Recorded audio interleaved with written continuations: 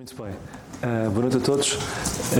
Vamos então continuar com o voo. Não sei se já apertaram os cintos ou não. Vamos fazer mais uma viagem.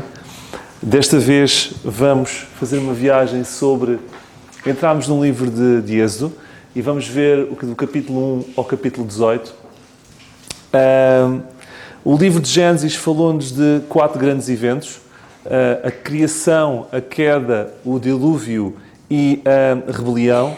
E 4 grandes personagens. Abraão, Isaac, Jacó e José. E no fundo, isto resumidamente foi o que nós vimos até agora. Entretanto, deixa-me só pôr aqui que eu vou avançar. Isto é apenas o resumo. Criação, no capítulo 1 e 2. A queda, no capítulo 3 a 5. O dilúvio, no capítulo 6 a 9. A rebelião, no capítulo 10 e 11. Abraão, vimos no capítulo 12 a 25, Isaac no 21 a 28, Jacó 25 a 50 e finalmente José 36 a 50. Isto é a concretização do que eu acabei de dizer. Isto é apenas o resumo resumido do que nós vimos em Gênesis e o que já vimos até agora. Entretanto, hoje vamos ver não pessoas, mas outros acontecimentos. Vamos ver também 4 acontecimentos. Os primeiros 18 capítulos de Êxodo. Em nível geral, Êxodo fala-nos de 4 grandes eventos. Nós vamos analisar 4 acontecimentos do 1 ao 18, mas se eu pudesse sintetizar o Êxodo todo, falaria de 4 eventos. Primeiro, a escravidão do Egito, do capítulo 1 ao 12. Depois, a libertação do Egito, do capítulo 13 ao 18. Depois, a revelação depois do Egito, do 19 a 31. E depois, do 32 a 40, a identificação para longe do Egito. Nós vamos ver isso depois. Mas hoje, vamos analisar outras coisas. Deixa-me só ver aqui uma coisa. Isto é o slide 3. Exatamente. Antes de avançar no que vamos ver agora de seguida, eu só queria vos dizer o seguinte. Gênesis acabou como vai começar Êxodo. José deixa a sua família bem instalada nas terras de Goza, nas terras mais frutíferas e férteis do Egito. Dá-lhes o melhor. Vemos isso em Gênesis 47:11, que lhes dá o melhor da terra do Egito. Cuida deles. A sua família na altura rondaria as 70 pessoas. Fechamos Gênesis, José morre aos 110 anos, os seus irmãos morrem, os seus filhos morrem, os seus netos morrem, morre toda a gente e passam-se 350 anos. E surge o livro de Êxodo, o que é uma continuação de Gênesis. Aliás, o Êxodo capítulo 1, versículo 1, no hebraico começa, e estes são os nomes. Na nossa tradução normal, começa de outra forma, quase idêntico. Deixa-me só aqui abrir. Mas podem ver também, Êxodo 1.1. Estes depois são os nomes, mas no hebraico e estes são os nomes. E é curioso, na Septuaginta, neste caso, aliás, na língua hebraica, os livros do Pentateuco geralmente têm um nome de como começam. O livro de Êxodo, o nome em hebraico é e estes são os nomes.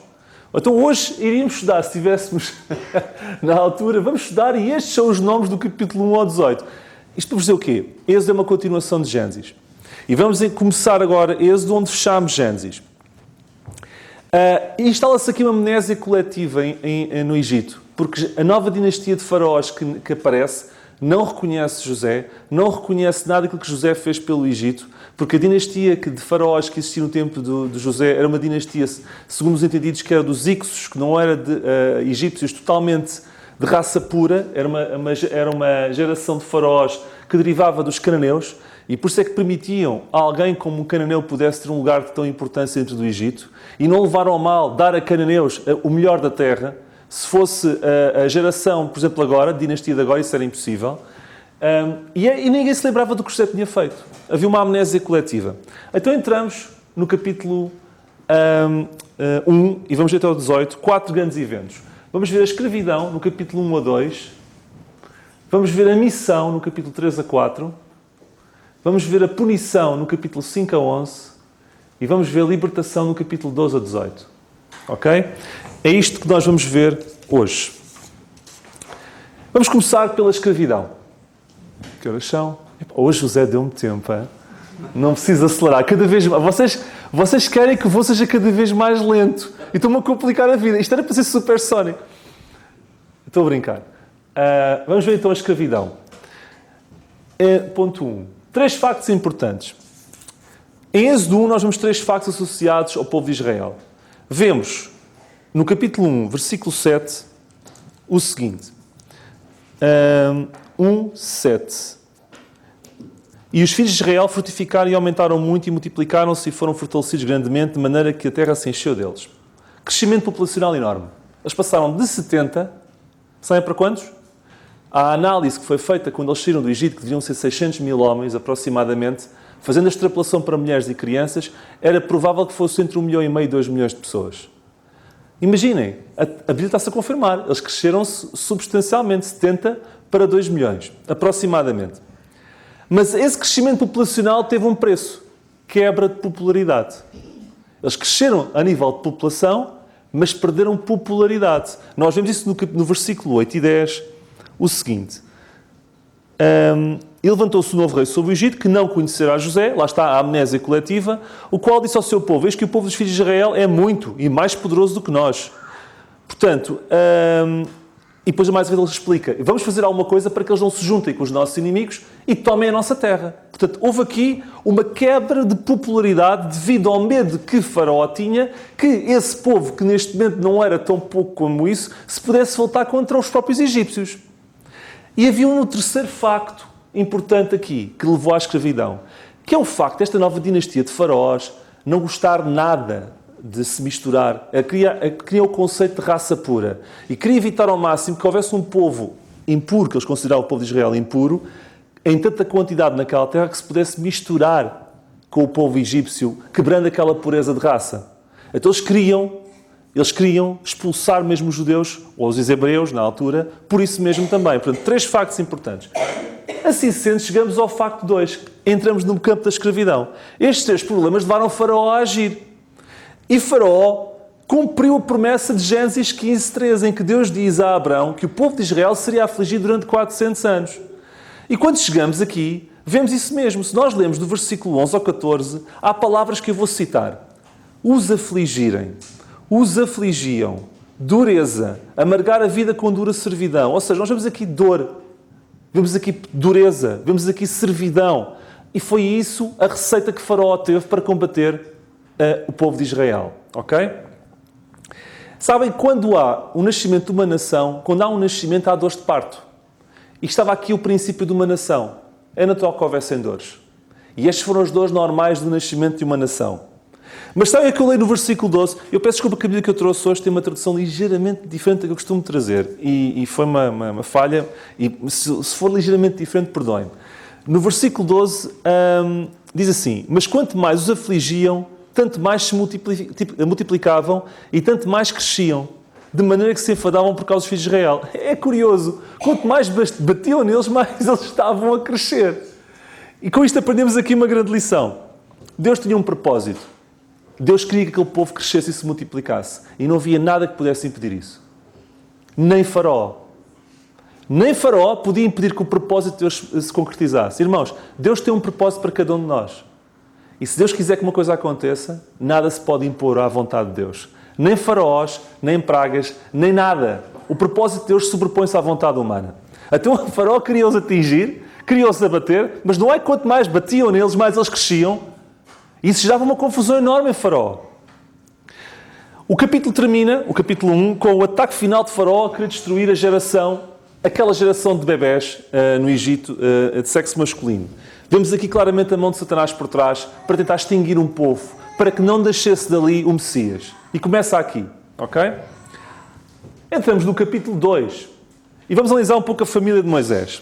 Até agora estivemos a fazer uma análise macro de um povo, agora vamos ver uma família. E no capítulo 2 começa com a análise de uma família. Vemos que Amram e Joquebed têm um bebê chamado Moisés.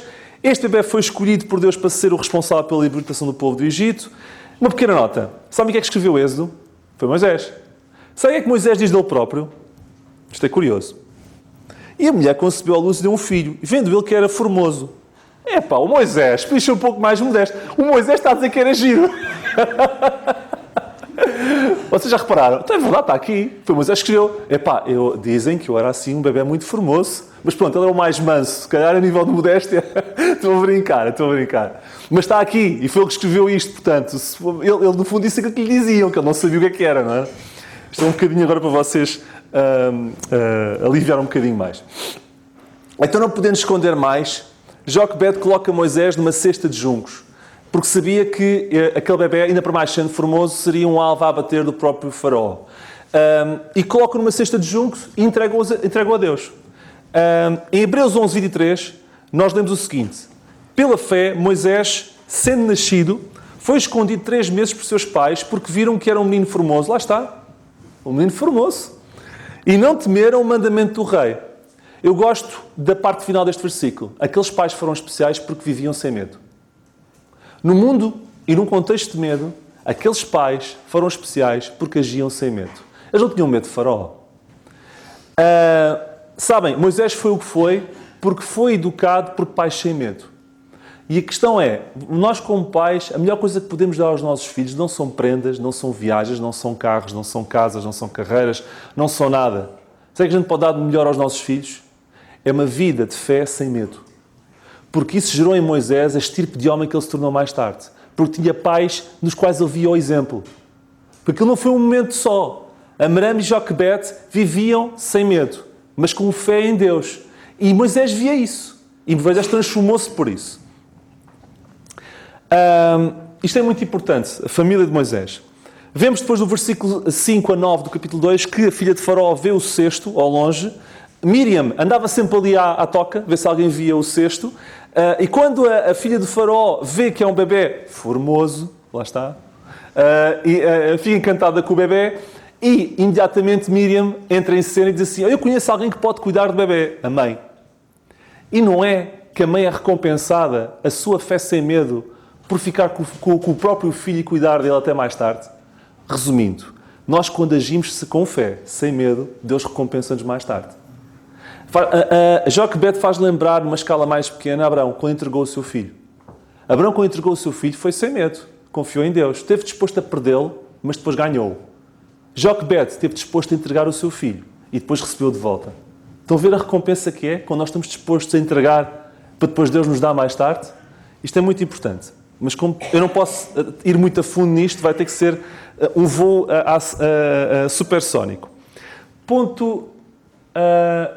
a fé de Joquebede, já falei. Ponto 5. Os primeiros 40 anos de Moisés. Nós lemos, quando o menino era grande, capítulo 2, versículo 10, ela o trouxe à filha de Faraó, o qual o adotou e chamou-lhe Moisés. Ela quem? A mãe. Trouxe à filha de Faraó, o qual o adotou e chamou-lhe Moisés e disse: porque das águas o tenho tirado. Esta criança, nos primeiros 40 anos, teve uma vida de luxo. Nasceu, porque ela teve uns primeiros tempos com a mãe, mas depois teve uma vida de luxo, completamente.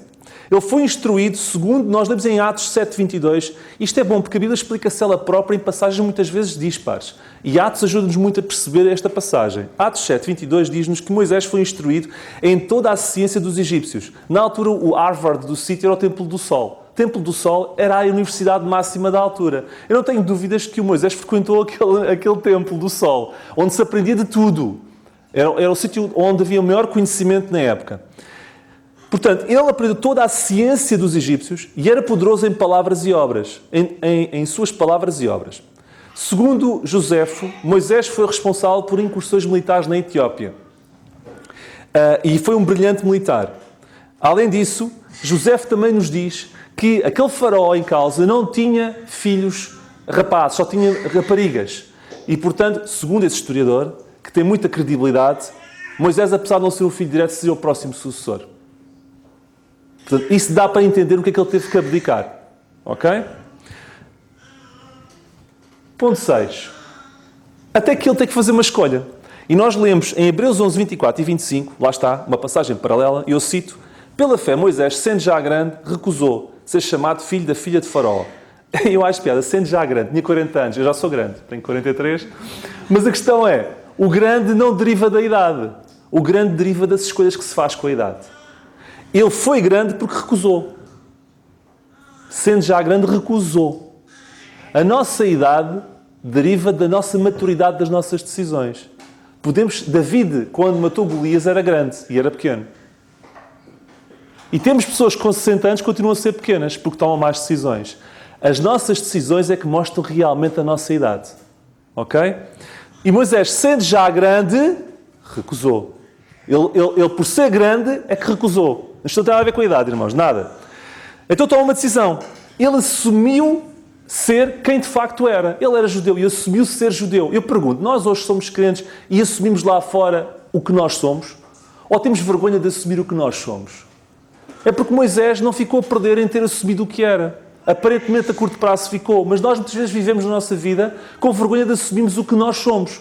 Nós somos judeus e ser olhados, somos crentes e sermos, assim como na altura, ser assumido como judeu, ou melhor, hebreu, perante o Egito era um sinal de insignificância e até de algum gozo. Nós hoje também somos muitas vezes criticados e somos gozados e ostracizados por sermos crentes e assumimos isso. Temos coragem para o assumir? Lá está, vamos ser grandes ou não vamos ser grandes? Vamos nos conformar ou não vamos conformar? É tudo uma questão de escolha. Ele fez uma escolha. Ele recusou e ele escolheu. Ok? É o que nós lemos nas Escrituras. 7. Erro de Moisés.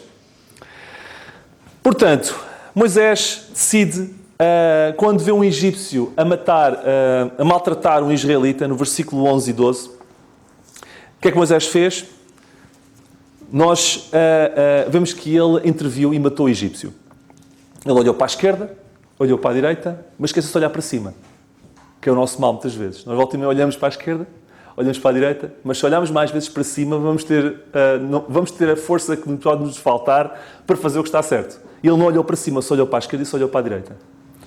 E então ele mata o egípcio. E porquê é que ele matou o egípcio? O que é que ele tinha em mente quando fez aquilo? Atos 7:24 explica-nos. E eu vou citar. E vendo maltratando um deles, o defendeu e vingou o ofendido, e matando o egípcio. Agora atenção. E ele cuidava que seus irmãos hebreus entenderiam que Deus lhe havia de dar a liberdade pela sua mão. Mas eles não entenderam. O que é que se passa aqui? Moisés, depois daquela formação toda em arte de guerra, em ciência hieroglífica, etc., acha, eu sou a pessoa escolhida de Deus para cumprir a promessa de libertação.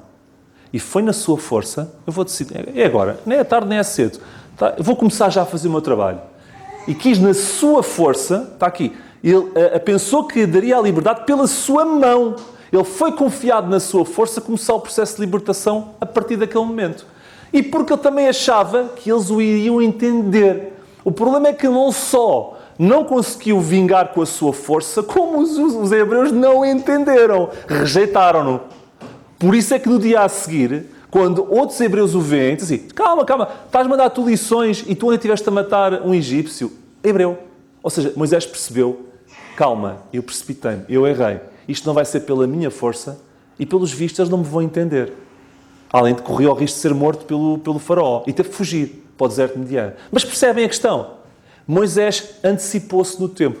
Ele ia ser de facto o instrumento de Deus para libertar o povo, mas não na sua força e não devia fazê-lo procurando a aceitação dos outros. Ele estava com os motivos errados. Ele era a pessoa certa, no timing errado, com os motivos errados. E nós, muitas vezes, queremos fazer as coisas certas, no timing errado e da forma e com os motivos errados. Ok? E então ele foi para a terra de Midian e casa com Zípora, filha do sacerdote de Midian. Ponto 8. O clamor de Israel, versículo 23 e 25. E aconteceu depois de muitos dias que, morrendo o rei do Egito, os filhos de Israel suspiraram por causa da servidão e clamaram, e o seu clamor subiu a Deus por causa da sua servidão. Clamor. E Deus lembra-se. Deus lembra-se. Deus lembra-se. Vamos entrar agora no outro acontecimento, que é a missão. Como sabem, Moisés, eu costumo dizer que teve 3 vidas. Teve 3 vidas. 3 vidas de 40 anos, que dá os 120. Moisés, nos primeiros 40 anos, foi formado e preparado para um dia ser alguém. Nos segundos 40 anos, Deus levou Moisés para o deserto para perceber que era ninguém. E nos terceiros 40 anos, Deus provou que pode pegar em ninguém para fazer algo extraordinário. Percebem as 3 vidas de Moisés? Primeiros 40 anos, ele foi preparado para ser alguém. Segundos 40 anos, Deus preparou para ser ninguém. E nos terceiros 40 anos, Deus prova que pode pegar em ninguém para fazer algo extraordinário. Ok? Sarça ardente. Isto é muito importante, esta parte. Vemos que Deus ouviu o clamor do seu povo e decide agir. E Deus envia o anjo Gabriel para libertar o povo. Não foi, pois não foi o anjo Gabriel. Desculpem lá. Deus envia um proscrito com 80 anos para libertar o povo. Não foi o anjo Gabriel. Seria mais fácil. Ele foi confrontado com a mensagem direta, sabem quando? Quando ele estava a apacentar ovelhas, que por acaso não eram dele. Agora imaginem, um indivíduo que tinha o trono do Egito na mira, 40 anos depois, nem sequer tinha as suas ovelhas. Vejam ao ponto em que o homem chegou. O homem era para ser o futuro faraó e passados 40 anos, já passou algum tempinho, podia ter as ovelhinhas dele. Nem as ovelhas dele, eram do sogro. O homem passados 40 estava tão baixo, que nem tinha ovelhas dele. Apacentava as ovelhas do sogro. Então, quando Moisés menos esperava, Deus entra em cena. E em Êxodo 3, 2-3, nós vemos assim, apareceu-lhe o anjo do Senhor em uma chama de fogo no meio de uma sarça. Parece uma sarça a arder com um anjo no meio, e a sarça ardia e não se queimava.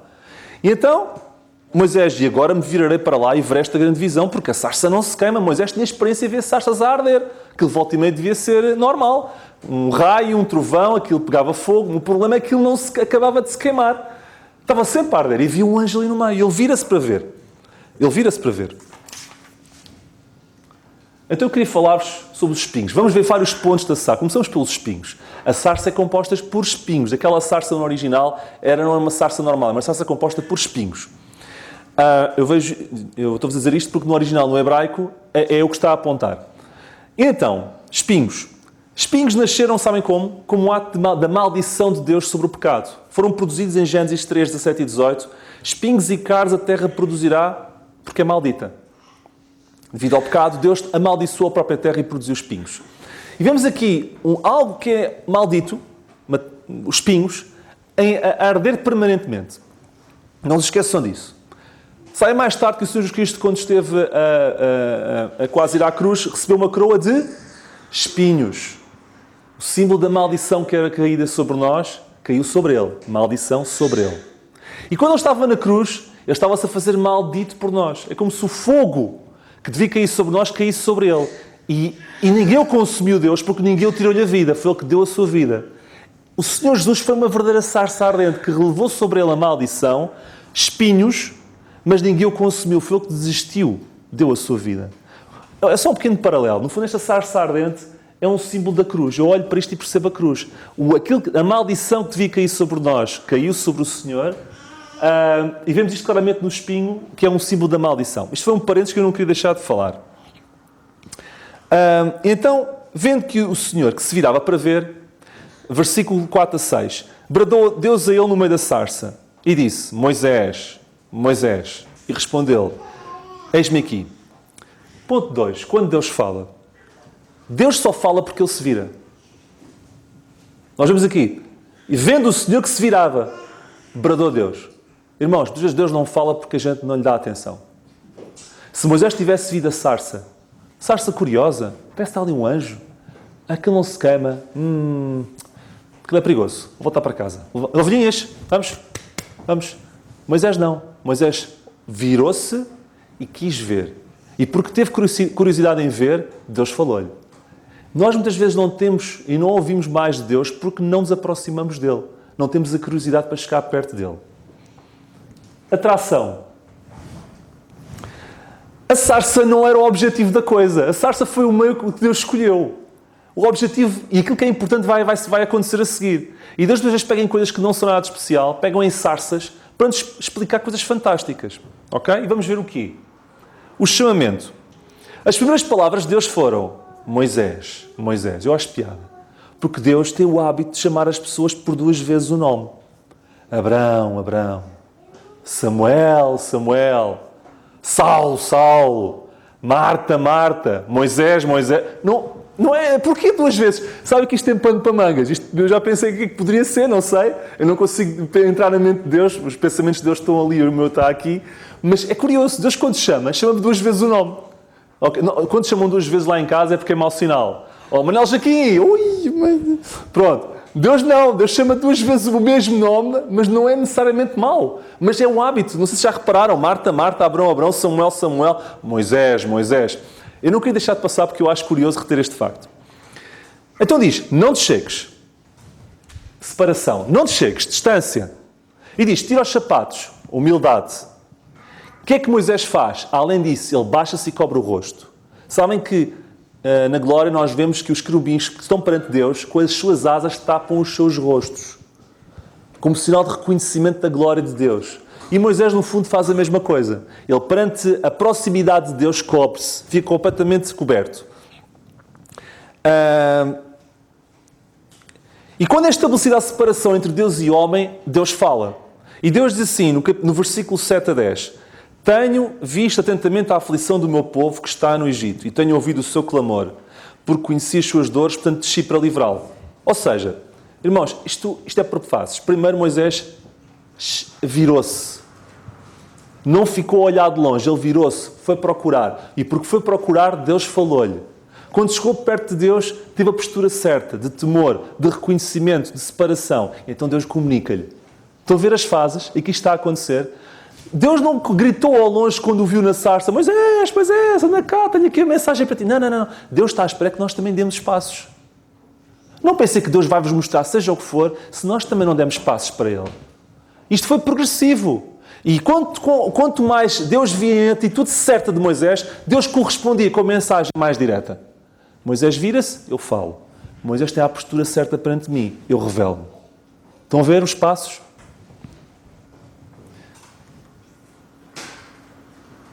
Quem sou eu? Então Moisés disse, versículo 11 e 12, quem sou eu que vá a Faraó e tire do Egito os filhos de Israel? Isto já parece a desculpa que nós damos volta e meia. Mas quem sou para fazer aquilo lá na igreja? Eu não sou nada. Eu não servo com nada. Eu não tenho nada de especial.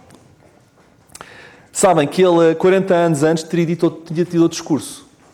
Mas agora tinha um discurso diferente. Estes 40 anos do deserto fez-lhe ter um discurso diferente. Só que agora era um discurso que também estava errado pelo outro extremo, como vamos ver. Ele tinha-se passado de um extremo para o outro extremo. Moisés pergunta, quem sou eu? E Deus responde, certamente serei contigo. Sabe, irmãos, nós não devemos nos focar naquilo que nós temos. Nós devemos nos focar em Deus. Porque o que faz a diferença não é o que nós temos, não é o que nós somos, mas é o que Deus é. E a seguir Deus revela-se quem é. Justamente para mostrar a Moisés que a questão nunca esteve em ti, Moisés. A questão sempre esteve em mim. E por isso é que Deus revela o seu nome, eu sou. Que é o que vamos ver a seguir. Ok? Então vamos ao ponto 3, que para mim é o ponto mais importante dos primeiros 18 capítulos e dos mais importantes da Bíblia. Versículo 13 e 14. Do capítulo 3, exatamente. Deixa-me só aqui ver, buscar aqui. Portanto, 13 e 14. Eis que, quando eu for aos filhos de Israel e lhes disser, o Deus de vossos pais me enviou a vós, eles me disserem, qual é o seu nome, que lhes direi? E disse Deus a Moisés, eu sou o que sou. É isso que tu vais dizer. Tu vais dizer que o eu sou o que sou me enviou a vós. O Moisés cá ficou mais baralhado. Eu sou o que sou? Mas o que é que eu vou dizer? Olha, o eu sou o que sou. O que é isto, o eu que sou o que sou? Eu quero-vos dizer, o que é isto, o eu sou o que sou? O que é isto? Irmãos, eu sou o que sou. Quando Deus diz, eu sou o que sou, antes disso, eu sou o que sou, esta expressão vai ser o combustível da libertação. O povo, quando interioriza isto, quando Moisés primeiro interioriza isto, e quando o povo interioriza isto, eles vão ter o combustível necessário para a libertação. Eu vou-vos explicar. Eu sou o que sou significa o quê? Deus está a dizer a Moisés que não tem igual. Que não é comparável com nada, nem com ninguém. Eu sou não é igual ao que o outro é. Eu sou o que sou. E o que eu sou não depende nem é comparável com nenhuma outra coisa. Eu sou o que sou. Não há comparação. Só posso ser comparado com Deus. Não existe equivalência para Deus. A não ser o próprio Deus. Se eu puser uma equação Deus igual a Deus. Primeira coisa, é incomparável. Moisés, tu vais dizer que tens alguma força atrás de ti que é incomparável. Entendem a importância de dizer eu sou o que sou? Afinal de contas, aquilo é muito importante. Moisés pensava que não era nada e afinal é tudo. Olha, povo, o Deus que é incomparável está connosco. Primeira expressão. Eu sou o que sou também quer dizer que Deus é tudo o que nós precisamos em todo o momento. A Bíblia diz, eu sou a luz do mundo, quando estamos em trevas. A Bíblia diz, eu sou o caminho, quando estamos perdidos. Ele é o nosso bom pastor quando estamos perdidos. Eu sou o pão da vida quando estamos vazios. Então o eu sou não é para tudo? Deus tem respostas e é tudo o que precisamos em todos os momentos da nossa vida. Então dizer, o eu sou o que sou, vai estar contigo é dizer duas coisas. Que existe um ser que é incomparável, que não tem comparação com nada, que vai nos dar forças. E esse ser vai ter respostas para tudo. Porque é o que precisaremos de ter em qualquer circunstância da nossa vida. Não é fantástico? E Moisés, quando percebe isto, diz assim, ele não percebeu ainda bem, vamos ver que ele se espalha só comprido mais à frente. Mas ele acaba por chegar lá. É como nós volta e meia precisamos de aprender só à 7ª ou 8ª. Mas nós não somos tão diferentes assim de Moisés. O Senhor Jesus faz prova da sua divindade em João 8,58, quando diz isto. É apenas um parênteses. Em verdade vos digo que antes que Abraão existisse, eu sou. Jesus diz, antes que Abraão existisse, eu sou. Sim, que Jesus é tudo o que é incomparável e que é tudo o que o homem precisa. Ok? Estes dois fatores. Ponto 4. O que tens na mão? Antes disso, nós vemos no versículo 18 que Deus disse a ele, e ouvirão a tua voz. E respondeu Moisés e disse, eis que não me crerão, nem ouvirão a minha voz. Moisés está a chamar Deus mentiroso. E Deus diz, eles vão ouvir a tua voz. E Moisés diz, não vão ouvir a minha voz. Vejam depois de tudo isto, a ousadia de Moisés. Nós somos iguais. É que nós pomos em causa tantas vezes Deus. É que Deus diz, isto vai acontecer, na palavra de Deus. E assim, será? Será que vai acontecer assim como tu dizes? Moisés pôs em causa claramente Deus. Ainda não confiava, ainda não estava no ponto. Então Deus intervém como outra ajuda. O que é que tens na mão? E Moisés disse, tenho uma vara. E Deus, perante a insegurança de Moisés, não vai direto ao assunto. Ok, tens uma vara. Essa vara é a vara que tu andas com as ovelhas, deve estar suja, é frágil, se calhar teve já umas rachas, mas é o que eu vou usar. E com esta vara, Moisés, tu vais abrir o mar vermelho. Com esta vara, tu vais bater na rocha e vai sair água. E com esta vara, tu até vais ganhar uma batalha contra os amalequitas. Ele não sabia disso. E Deus não lhe disse isso na altura. Mas foi o que aconteceu. Justamente para provar a Moisés que o segredo não está na vara, mas está em Deus. E Deus usa o que nós temos à mão. Lembram-se daquela passagem quando Jesus multiplicou os pães e os peixes? O que é que há? Há 5 pães e 2 peixes. E então o André disse, mas o que é isso para tanta gente? Lá está. O que é isso? E Deus disse assim, toca a sentar, todos a sentar. E vamos agradecer. Agradecer? Claro. Irmãos, a coisa pior que podemos ter é dizer a Deus que aquilo que nós temos não presta. E não agradecemos por isso. E eles só tiveram o pãozinho no milagre da multiplicação quando obedeceram, sentaram-se, e quando agradeceram. E depois puderam comer. E muitas vezes nós não temos bênçãos maiores na vida porque continuamos a queixar-nos daquilo que Deus nos dá. E maltratamos Deus por aquilo que Deus nos dá. Como se Deus não fosse todo poderoso e não fosse perfeito e não soubesse que aquilo que nos deu foi perfeito para nós. E não agradecemos a Deus por isso. Ok? E não lhe obedecemos. Ok? E portanto, o que é que tens na mão?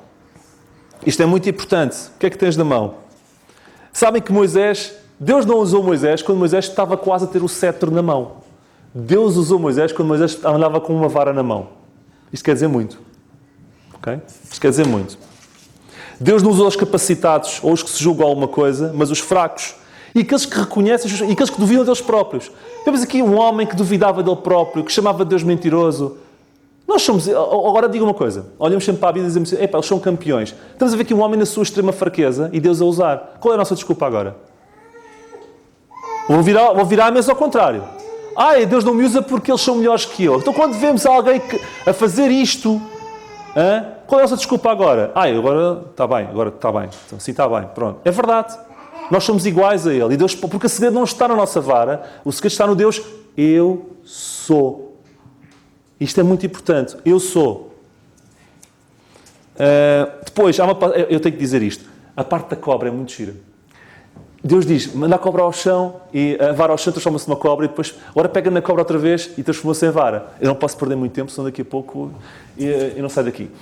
E sabem onde é que se tem que pegar numa cobra? É pela cabeça. E Deus diz que pega na cauda. Quando se pega uma cobra pela cauda, a cobra vira-se e morte. E Moisés, de 40 anos de mato, sabia disso. Aí Moisés estava mais obediente porque pegou na cauda. Pegou na cauda e então a cobra transformou-se em vara. Ou seja, estão a ver o índice de obediência de Moisés a subir? E Deus testou. pega agora na cobra pela cauda. E Moisés pegou na cauda, eu não vou fazer mais nada, que Deus já me deu na cabeça, vou pegar na cauda e aquilo transformou-se na vara. Moisés, estou a ver Moisés, desta já me safei. Mas eu não queria deixar de falar porque eu achei que era importante. Ponto 5. 4 mensagens. Vemos aqui 4 mensagens. Deus aqui na sarça ardente dá 4 mensagens. A primeira, Moisés, quando chegares ao Egito, diz que o Eu Sou te enviou. Se eles não escutarem, lança a vara ao chão, isto é o resumo, e vai-se transformar em cobra, e depois pegas na cobra e transforma-se em vara, para que eles percebam. Se não funcionar, e vemos isso no versículo 6 e 7, pega na tua mão, põe no peito, transforma-se em lepra, tiras e voltas a pôr e vai ficar boa outra vez. E se não funcionar, pegas num bocado de água do Nilo e vou transformar em sangue. O que é que Deus está a querer dizer? Para nós hoje, quando Deus nos falar, primeiro aceitemos pela sua palavra logo. Mas que fomos teimosos e não quisemos aceitar a sua palavra, olhemos para as coisas, para os exemplos transformadores que Deus faz na nossa vida e na vida de outros. Que estão exemplificados na vara a transformar em cobra e vice-versa, e na mão em lepra e vice-versa. Porque se nós não ouvimos a palavra, nem ouvimos exemplos transformadores na nossa vida e na vida de outros, Deus a seguir entra com punição. É apenas um pequeno quadro, um parênteses. É as etapas que Deus faz. Deus nunca entra logo a matar. Deus primeiro ouve a palavra. Não ouves? Ouve os exemplos. Não ouves os exemplos. Então a seguir, vamos ter que entrar mais a sério. Mas pronto, isto é apenas um parênteses que eu queria falar. Até que Moisés entra com as desculpas finais. O homem não aprendeu ainda. E diz assim, eu não sou homem eloquente, nem ontem, nem de anteontem. Mentiroso. Mentiroso. Porque nós vemos em Atos 7:22 que ele era instruído em toda a ciência dos egípcios, era poderoso em palavras e obras. Como é que ele podia dizer que ontem não foi, se há 40 anos era poderoso em palavras e obras? Até que ele revela-se. Ele diz assim, envia pela mão daquele a quem tu has de enviar. Sabe qual é o problema de Moisés? Ele tocou neste ponto. Ele ficou encostado às cordas e disse, Deus, eu vou dizer a verdade, pronto, eu não quero ir. A verdade é, eu não apetece ir. Eu vou ter que enfrentar o faraó. Aqueles que querem... Isto vai correr muito mal. Eu estou aqui há muito tempo longe daquelas leads. Aquilo vai ser muito mal. Eu não quero ir. Arranja outro. Ele pensou em Arão. E Deus, está bem, estás a pensar no Arão, o Arão vai contigo. Mas a ida de Arão foi má. Porque mais tarde Arão foi um dos instigadores ao bezerro de ouro. Se Arão não fosse, não tinha havido esse problema. Lá está. Deus às vezes faz a nossa vontade, mas há sempre um preço a pagar. Sempre. Sempre um preço a pagar. Tu queres aquilo? Queres mesmo? Então eu vou-te dar. Mas mais à frente vais pagar o preço. E mais tarde Moisés arrependeu-se disso. Portanto, isto tem que continuar. As desculpas foram as desculpas farrapadas e Moisés lá acabou por ir. Agora, lembra-se de teres dito há uns tempos atrás que estava com vontade de falar sobre as pragas do Egito? Numa mensagem de domingo. Vou ter a oportunidade de falar sobre as pragas do Egito agora. Eu gosto muito aparentemente é um tema assim um bocado sórdido. Falar sobre as pragas do Egito. O tema é brutal. Eu acho que a Bíblia é brutal. Estes primeiros 18 capítulos de Êxodo são fantásticos. E nós aprendemos tanto nas pragas que vocês vão ver. As pragas, tudo começa no capítulo 5 com a confrontação entre Moisés e Faraó. E vão ser culminada essa confrontação com 10 pragas. E as mesmas ocorrem por 2 grandes motivos. Nunca se esqueçam disto. São os 2 grandes motivos pelas quais as pragas ocorrem. Primeiro, nós vemos em Gênesis 12:12 que Deus queria destruir todo o falso sistema de divindades egípcio. Vemos isto. E eu passarei pela terra do Egito, e mais à frente lemos, e em todos os deuses do Egito farei juízos. Eu sou o Senhor. Todos os deuses. Deus iria castigar cada deus do Egito com as suas pragas. E hoje eu quero-vos mostrar como aquelas pragas tocaram em todos os deuses do Egito. Ok? Segundo aspecto, Deus queria mostrar o Deus Eu Sou a 3 entidades diferentes. A Israel, ao Egito e a todo o mundo. A Israel, lemos em 12:24, quando é estabelecida a Páscoa. Guardai o estatuto para vós e para os vossos filhos para sempre. E repete isto muitas vezes. Guardai e recordem-se, e recordem-se, e recordem-se. Ele fez tudo aquilo para que Israel, o seu povo seleto, nunca se esquecesse do que Deus fez. Tudo aquilo que vai acontecer agora, da punição das pragas, é primariamente para Israel. Para que Israel nunca se esquecesse do Deus Eu Sou. Segundo, é para o Egito também. Nós lemos em 7:5, então os egípcios saberão que eu sou o Senhor. quando eu estender a minha mão sobre o Egito. Deus estava preocupado com os egípcios também. Não é por acaso que aquela grande multidão que sai do Egito, também havia egípcios misturados com israelitas que acabaram por se converter a Deus, porque viram que Deus, eu sou, é que era o verdadeiro Deus. Deus estava preocupado também com os egípcios. Deus, quando dispara uma bala, aquela bala multiplica-se em 100. E vamos ver isto aqui para a frente. Deus nunca dispara uma bala só para um alvo. Deus, quando dispara uma bala, está a pensar em 100 alvos diferentes. E a terceira razão pela qual Deus vai fazer o que vai fazer é para mostrar a sua glória, para que o meu nome seja anunciado em toda a terra. 9, 15 e 16. Pensa no mundo todo. Nem é por acaso quando eles chegam em Jericó, a Raabe diz assim: eu tenho ouvido falar do que Deus vos fez no Egito e no Mar Vermelho, e estamos todos atemorizados. Por outras palavras, aquilo passou a milhares de quilómetros de distância. O mundo inteiro vai ouvir falar. Israel, Egito, o mundo inteiro, e destruir o sistema de divindades egípcias. Falso. Faraó, vê aquela sessão da cobra, da mãozinha, de lepra, etc. E diz assim: olha, eu não conheço o Senhor, então pouco deixei Israel. Eu recuso conhecer o Deus eu sou. Ah, é? E Deus diz assim: até eu vou-te mostrar quem é o Deus eu sou. Antes disso, Faraó aumenta a carga de trabalho sobre os hebreus. Eu não tenho aqui imagens, mas podia-vos mostrar uma coisa muito gira, que foi encontrada, em que havia tijolos que tinham um nível abaixo com palha, outro nível acima com ervas e outro nível sem nada. Prova que aquela construção passou pelas fases todas de ter palha e não ter palha. Ok?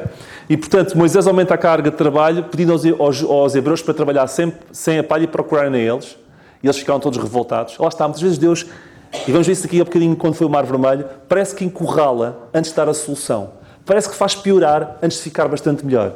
E são os momentos em que parece que Deus não faz sentido. Quando Deus está a fazer coisas fantásticas que nós não percebemos.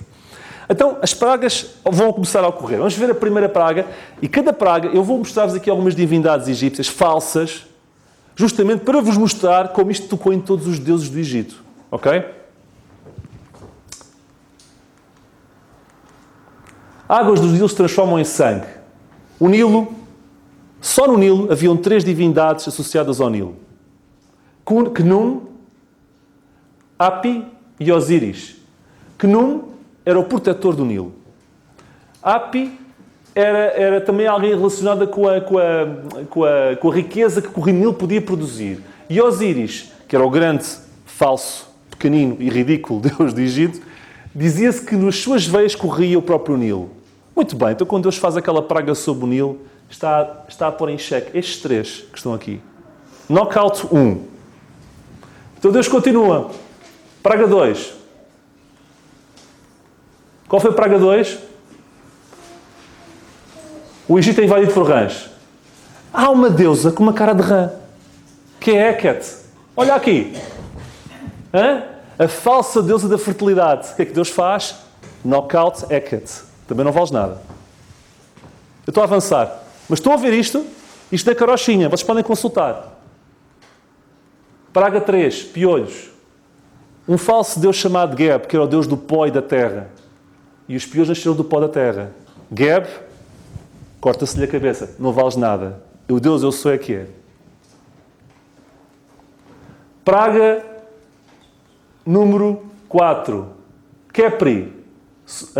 No original, em vez de moscas, até pode ser insetos. E ninguém sabe se eram escaravelhos. Porque no Egito, o escaravelho é o sinal de vida eterna. Eles colocavam os escaravelhos nos próprios sepulcros.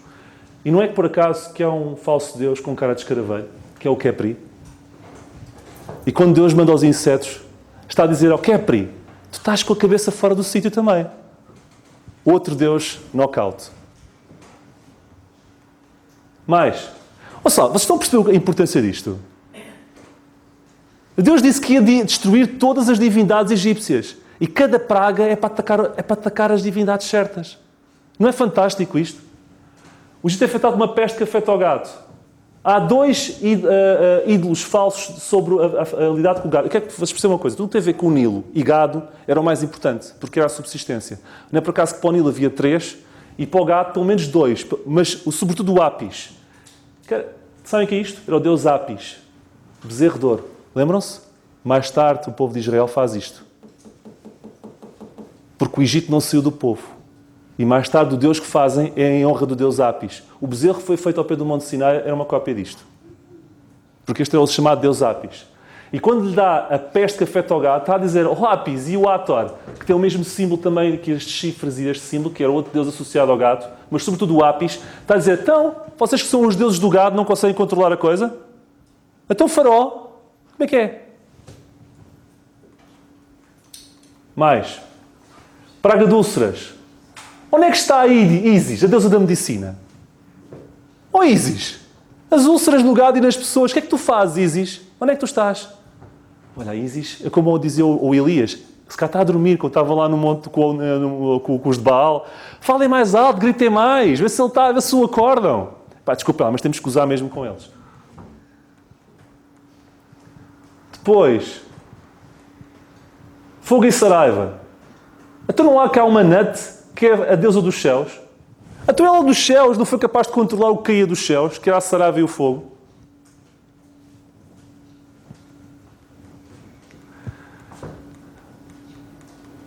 Praga de gafanhotos. Estamos na 8ª praga. Está quase. Temos o 7, que é supostamente o Deus que controla as tempestades e as desordens. E a praga de gafanhotos foi uma autêntica desordem. E o 7 não conseguiu fazer nada. Eu, no meio disto tudo, esqueci de ir dizendo aqui umas coisas importantes. Quando chegamos aqui à 4ª praga, antes da 5ª, depois dos insetos, Faraó chama Moisés e disse: "E sacrificai o vosso Deus na terra", no 8:25. E depois mais tarde diz, no versículo 28, vão para o deserto, mas não se afastem muito. E orem por mim. Ele começa a ceder aos poucos, mas acaba por desistir, mal a coisa fique melhor. E na 7ª praga, porque estamos já na 8ª, logo a seguir à praga da saraiva e do fogo vindo dos céus, Faraó chama Moisés no capítulo 9, versículo 27, esta vez pequei. Esta vez pequei. Oh Faraó, acorda, estás farto de pecar. Só esta vez é que pequei. O outro tem memória seletiva. O Senhor é justo, mas eu e o meu povo ímpios. E vendo Faraó que cessou a chuva de saraiva e trovões, pecou ainda mais, endureceu o seu coração. Portanto, a coisa não estava a resultar muito bem. Chegámos à 8ª praga, gafanhotos. Quero-vos dizer que os gafanhotos eram uma coisa séria. Em 1866, uma praga de gafanhotos invadiu o norte da África, em Algés, e 200 mil pessoas morreram à fome, porque eles dizimaram tudo o que era verde. E a praga que estamos aqui a falar é uma praga que dizimou tudo o que tinha sobrado, foi dizimado pelos gafanhotos. Ok? Depois, 9ª praga. Trevas. Então onde é que está o Ra, que é o Deus Sol? Que é o supra-sumo. Estou a ver o Sol cá em cima? Então o Deus Sol não consegue controlar as pragas das trevas? Onde é que ele está? Finalmente, temos a praga da morte dos primogênitos. Onde é que está Anubis, o Deus que controla a morte? Estão a ver? E com estas 10 pragas, Deus tocou nos principais falsos deuses do Egito e mostrou quem é que de facto manda, quem é que de facto coordena e manda em tudo e de facto quem é o Deus eu sou. E acima de tudo, deu uma lição ao Faraó, porque Faraó era considerado o Deus vivo. Faraó considerava-se um Deus vivo. E Deus também mostra a Faraó quem é que manda nisto tudo. Ok? Continuando. Durante as primeiras 5 pragas, nós lemos que Faraó endureceu o seu coração. Mas na 6ª praga, e não antes, vemos que Deus endurece o seu coração. Isto é muito importante. Eu vou-vos explicar. No capítulo 9 e no versículo 12, nós lemos a expressão Deus endurece o coração de Faraó. Mas isto só acontece na 6ª praga. Todas as vezes que aparece endurecer o coração, foi sempre Faraó que endureceu o seu próprio coração. Mas chega um ponto em que Deus, a partir da 6ª praga, é Ele próprio que endurece o coração de Faraó. E a palavra no hebraico para endurecer a partir daqui é shazak, não é mesmo que as outras. E shazak quer dizer confirmar, robustecer. É como se eu estivesse a dizer aqui na Bíblia que foi o seguinte: no princípio foi Faraó que se endureceu. E vendo Deus que ele não ia mudar, confirmou-lhe a decisão. Shazak. Estão a ver? Porque há pessoas que dizem a Deus, Deus é mau. Deus endureceu o coração de Faraó. Como é que ele podia se converter? Como é que ele poderia... Não. Deus não endureceu o coração de Faraó até perceber que ele já não ia mudar. E depois o que fez foi confirmar a decisão de Faraó. Deus não endurece o coração. Deus quer que todos se salvem. Deus quer que todos se salvem. Mas quando nós subimos um caminho torto e Deus nos havia 1, 2, 3, 4, 5, 6, 7 e cauterizamos a consciência, Deus pode confirmar essa decisão endurecendo o nosso coração. Shazak. Estão a ver? Deus é bom. Nunca deixará de ser bom. Ok? Mas isto pode acontecer quando nós nos mantemos intransigentes à sua vontade. Isto é muito importante esclarecer, porque Deus aqui não está aqui a ser injusto com o faraó. Nem com o faraó está a ser injusto. Portanto, libertação. Vamos para a última cena. Eu tenho aí um bocadinho mais tempo, não tenho? Pronto. Portanto, a libertação começa antes do povo sair. Como é que eu sei disso? Porque nós lemos em Êxodo 11:7 um pormenor. Quando havia as pragas, o Senhor fazia distinção entre Israel e o resto do Egito. Eu quero dizer que a libertação começou ainda no Egito, quando Deus fazia as pragas, mas protegia Gozan, que era a terra de Israel. Então, no ponto 1, nós vemos o seguinte. A Páscoa.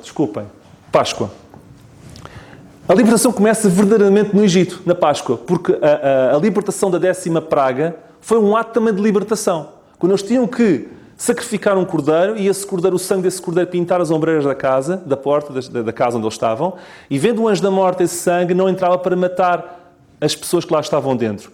Claro que este sangue era uma figura do sangue do Senhor Jesus Cristo e da sua capacidade de nos expiar e de perdoar os nossos pecados. Na altura eles não percebiam isso, mas é exatamente o que isso era. E eu acho interessante que no capítulo 12, no versículo 3, nós vemos a palavra um cordeiro. Vamos buscar um cordeiro. No versículo 4, já passa a expressão o cordeiro. E no versículo 5, diz apenas, no original, diz teu cordeiro. Começou com um cordeiro, cordeiro, teu cordeiro. Isto é especial. Quando eles iam buscar o cordeiro, uns dias antes, tinham que se afeiçoar ao bichinho. E depois tinham que o sacrificar. E no princípio era um cordeiro que ninguém tinha ligação. Mas depois de ter ligação com o cordeiro, custava um bocadinho a gente ter que lhe cortar a cabeça. E custava porque havia uma afeição em relação ao cordeirinho. Imaginem a situação, porque foi o que aconteceu. E Deus fez de propósito. Tu vais ter que te afeiçoar a Ele. E vai deixar de ser um cordeiro para ser o teu cordeiro. E quando for o teu cordeiro e te custar, ele vai ter que ser sacrificado. Uma alusão ao sacrifício e à dor do próprio cordeiro. Estão a ver? A expressão um cordeiro, o cordeiro e teu cordeiro faz toda a diferença. Porque isso implica por aproximação ao cordeiro. E mesmo com a nossa salvação foi a mesma coisa. Nós quando vimos a primeira vez da salvação, é uma salvação. Depois passa a ser capaz de fazer sentido. Até que passa a ser a nossa salvação. Estão a ver também a progressão? É a mesma coisa. A garantia de vida naquela noite, na noite da morte dos primogênitos, da libertação da Páscoa, era o sangue. Não era a raça, não era o dinheiro, não era nada mais, não era a genealogia, e o mesmo ocorre hoje. O que faz uma pessoa ser salva ou não ser salva é apenas o sangue de Jesus Cristo na cruz. Não é a raça, não é a genealogia. Até houve egípcios que fizeram o que Israel estava a fazer. Por isso é que foram salvos e saíram de lá com vida. Ok? Avançando, ponto 2. Isto está a pano para mangas da Páscoa. Podíamos falar sobre o fermento, podíamos falar sobre muita coisa, mas não tenho tempo. Saíram do Egito. Eles saíram do Egito com grande espólio. Capítulo 13, versículo 21. O Senhor ia adiante deles de dia numa coluna de nuvem para os guiar pelo caminho e de noite numa coluna de fogo para os iluminar, para caminhassem de dia e de noite. Eles saíram de lá com grande espólio, com muitas riquezas, com uma série de egípcios atrás deles também e outros povos, e com uma coluna de nuvem para os guiar e uma coluna de fogo. Eu disse-vos há bocado que quando Deus dispara uma bala, a bala multiplica-se em 100. E quando Deus diz que ia uma coluna de fogo e uma nuvem, não era só para guiar. Se lerem comigo, não vão ler, Salmos 105, 39, nós lemos acerca desta passagem, deste momento da história de Israel, que Deus estendeu uma nuvem para os cobrir e um fogo para os iluminar. Afinal de contas, não era só para guiar, é para os cobrir, é para os iluminar. E diria mais, para aquecer e proteger. E vou explicar. Eu acredito que esta nuvem para cobrir seria como controle de temperatura no deserto durante o dia. E o fogo seria não só pela iluminação, mas também para aquecimento à noite, porque o deserto é muito frio. Não é fantástico?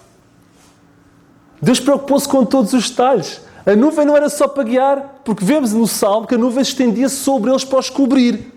Eu sempre fui pintei na escola dominical, e bem, as pessoas não têm culpa, atenção, que havia uma colunazinha de fogo e uma de nuvem. Calma. Salmos diz que a nuvem cobriu o povo. Salmos 105, 39 diz que a nuvem cobria-os como cobria-os. Guiava, cobria, mas cobria para quê? Eu acredito, a Bíblia não diz. A Bíblia não diz. Mas eu, estou a arriscar, mas eu acredito que era para um controle de temperatura. Calor no deserto durante o dia, a nuvem cobria. E à noite, a coluna de fogo também era para guiar, nunca deixou de ser, mas também para iluminar, como diz Salmos, e já agora, fogo para aquecer, porque o deserto é frio. Não é fantástico? E Deus, quando dispara uma bala, aquilo multiplica-se em 100. Continuando. Então, capítulo 14, versículo 4. E eu endurecerei o coração de Faraó para que os persiga. Sabem que o Faraó perseguiu-os? Porque Deus encaminhou-os com aquelas nuvens para um beco sem saída. E Faraó pensou, olha. Afinal de contas, o Deus deles deve ter deixado. Deus os abandonou. Não percebo qual é a lógica. Aquele caminho é um caminho que ninguém se mete. Eles estão travados por 2 montanhas nas laterais e um mar ao fundo. Epá! E Deus tocou no coração de Faraó. Lá está. Deus sim, endureceu. Aqui sim é Shazak. Continua a endurecer, porque já via que Faraó não tinha solução. Vai lá persegui-los. Eles estão atrapalhados. Eles meteram-se numa enrascada. Deus colocou-os num beco sem saída. E quantas vezes a gente acha que Deus nos colocou num beco sem saída? E nós achamos que Deus meteu-nos num caminho sem solução. Quando, afinal de contas, Deus quer se glorificar muito mais nas nossas vidas do que nós imaginamos. E ele estava num beco sem saída. E Faraó foi atrás deles porque achou que o Deus de Israel eventualmente tinha cometido um erro. Coisa mais parva, como se Deus pudesse cometer um erro. Então, quando chegou lá, onde é que eu estou? Exatamente. Quando chegou lá, o mar, entretanto, abre-se. E quero-vos dizer que, quanto à questão da abertura do mar, para passarem numa noite inteira 2 milhões de pessoas, eu não fiz as contas como fiz com o Rio Jordão, mas a abertura deve ter sido muito larga. Muito larga, porque eu não conseguia passar tanta gente numa só noite. E quanto maior é a abertura, maior é a montante nas laterais ou a altura das ondas. É ou não é verdade? Ora, imaginem. E agora, uns podem dizer, mas aquilo foi uma ondinha, aquilo estava numa zona baixinha. Baixinha? Baixinha. A Bíblia diz, em capítulo 14, 29, que era como um muro à mão direita e à esquerda. Um muro. Mas o muro é uma coisa baixa. O muro não é uma coisa baixa. E, além disso, onde é que eu tenho isso escrito? Nós lemos em Isaías 43 que Deus preparou no mar um caminho e nas águas impetuosas uma vereda. Isaías 43, 16. Foi nas águas impetuosas que Deus criou uma vereda, não foi num charco. Agora pegar nas águas impetuosas, a palavra está bem escolhida. Aquilo devia estar a pique. Zona mais profunda, mas para mostrar a glória de Deus. Nas águas impetuosas, uma vereda. Fazer tipo muro, imaginem a altura da coisa nas extremidades e a abertura que foi. Portanto, isto não foi tão curto, hein? Isto é para show-off. Para a fotografia fica... Não se via ondas, só se via Moisés e terreno. Porque a expansão da abertura é de tal modo grande e ninguém via as ondas. Portanto, a abertura foi claramente muito maior. Deixe-me só ver. Portanto, exatamente. Eu quero-vos dizer uma coisa. Em Isaías 43, 16, eu acabei de dizer isto. Deus preparou no mar um caminho. Quando eles chegaram àquela posição, achavam, eu estou num beco sem saída. E não é que o caminho estava justamente por baixo d'água. Diz que Deus preparou no mar um caminho. O caminho não apareceu numa montanha com um túnel. Foi dentro do mar. Num sítio que não se via. E quantas vezes o caminho que Deus tem para nós a gente não consegue ver? E está justamente naquela zona em que nós achamos que nos vamos espetar. E Deus pega naquela zona, se fores para ali vais espetar. Olha, mas é ali que vai dar um caminho. E foi debaixo daquele mar que Deus arranjou um caminho em terra seca. Não é fantástico? Eu acho fantástico. Mais, ponto 6. Ponto 5. O Egito no povo. Eles estavam sempre, depois quando passaram o mar, eu tenho que acelerar, eles passavam sempre de gratidão e glória para murmuração, porque o Egito estava neles. E nós, quando nos convertemos, aquilo até o Egito sair de cá, muitas vezes nós partimos para a glória e o Egito nunca saiu. Eu espero que todos nós possamos tirar o Egito a caminho, ok? E eles endureceram e foram murmuradores justamente por isso. Porque não conseguiam tirar o Egito, e não só, porque se fizeram acompanhar de uma grande multidão de outros povos com outras crenças que os influenciaram a adorar o deus Apis. Aquilo não foi só da cabeça do Arão. Eles vinham com egípcios que, perante a pressão da falta de Moisés, influenciaram seguramente o povo hebreu. Vocês têm que adorar aqui o nosso Deus, que é o Deus Apis. Sério? E pronto. E a desgraça foi. Pela mistura. Ok? Maná e água na rocha. Eu sobre maná falei há pouco tempo, eu não vou repetir. Sobre a água na rocha, só vos quero dar uma nota e curiosa e depois acabo. Saber delegar já falo. Estão a ver esta zona? Esta é a zona onde da Bíblia fala onde houve a situação da água na rocha. Não sei se foi esta rocha. Não sei se foi, mas parece-me que foi. Pode ter sido. Porque daquele vale inteiro, esta é a única rocha que na zona mais alta e só pode ser feito isto com água. E curiosamente pertence a autoridades árabes que não permitem que ninguém lá vá. Esta é a zona da Bíblia em que aconteceu o milagre o milagre na rocha. E esta rocha que está aqui, eu não sei se foi a rocha que Moisés feriu, mas pode ter sido. Eu queria deixar só esta pequena sugestão para vocês pensarem. Agora imaginem daqui, toda a gente conseguir ver a rocha. Quando a água irrompeu daqui, eventualmente, daqui, toda a gente conseguir ver a água a correr e a água a sair. E isto aqui só pode ser criado com água. Ok? E este foi o vale onde eles estavam à espera da água. Para terminar, quero falar sobre saber delegar. É muito simples, aconteceu no capítulo 18, versículo 13 e 14, em que Moisés quis fazer um show-off perante o sogro, e o sogro dá-lhe na cabeça: Moisés, tu estás a fazer um disparate, porque tu não consegues fazer tudo ao mesmo tempo. E isto é muito importante nós percebermos que nós precisamos uns dos outros. A Bíblia diz em Romanos que nem todos os membros têm a mesma operação, porque todos nós temos funções diferentes, e nós precisamos de uns dos outros. Para terminar mesmo, apenas um versículo que é o versículo base, que é este. Para mim, espero que vocês consigam sair daqui e olhar para este versículo e que este versículo vos possa ajudar. E imaginem que quando Deus diz eu sou o que sou, está a dizer que não tem comparação e que o Deus que não tem comparação é o que nós precisamos. Ele é o que nós precisamos em cada altura das nossas vidas. Que o Senhor nos abençoe.